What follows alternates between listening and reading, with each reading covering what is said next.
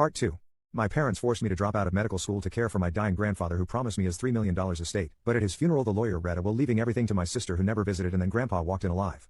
Harold looked through his papers and said he had no record of any promises made to me.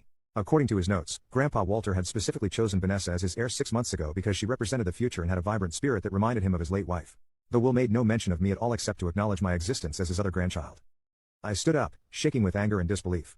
I'd given up medical school, 18 months of my life, my relationship, my social connections, and my career trajectory for a promise that apparently never existed. Vanessa opened the sealed letter and started reading it aloud. Grandpa Walter's written words praised her beauty, charm, and success. He said he knew she'd use the money wisely to further her already impressive career. I walked out of the study and went to the bathroom, feeling sick. I splashed cold water on my face and tried to make sense of what had happened. How could Grandpa Walter have lied to me so completely? How could my parents have let me sacrifice everything based on a false promise?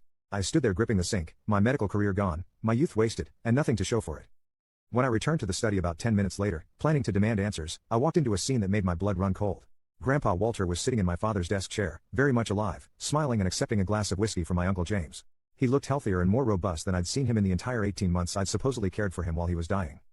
The room went silent when they noticed me in the doorway. Grandpa Walter looked at me with an expression that wasn't quite apologetic but wasn't cruel either. It was analytical, like he was studying my reaction. My mother gasped and said they hadn't expected me back so soon. Vanessa had her phone out and appeared to be recording everything. I stood frozen as the truth crashed over me. There had been no stroke. Grandpa Walter wasn't dying. The entire 18 months had been an elaborate setup, a test or experiment, and I'd been the unwitting subject. I asked what was happening in a voice that didn't sound like my own. Grandpa Walter set down his whiskey glass and told me to sit down so he could explain. Update 1. I refused to sit down. I stood in that doorway demanding answers while my supposedly dead grandfather looked healthier than I'd ever seen him. He explained calmly that he'd orchestrated this entire situation as a test of character for both his granddaughters. He wanted to see who would sacrifice for family and who would pursue their own path. He said it was a social experiment to determine who deserved his wealth.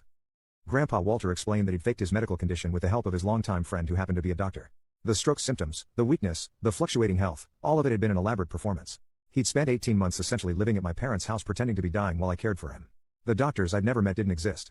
The medications I'd carefully administered were vitamins and placebos. My parents had been in on the plan from the beginning. They'd helped convince me to leave medical school and had facilitated the entire deception.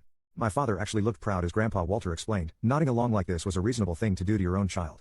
My mother at least had the decency to look somewhat uncomfortable, though she didn't object or apologize. Vanessa, apparently, had also been told about the plan. Her absence hadn't been due to her busy influencer schedule but because she'd been instructed to stay away as part of the test. She'd known the entire time that Grandpa Walter wasn't dying and that I was being manipulated. The 2 brief visits had been scripted to make her look uncaring in contrast to my dedication. I asked what the point of this cruel experiment had been.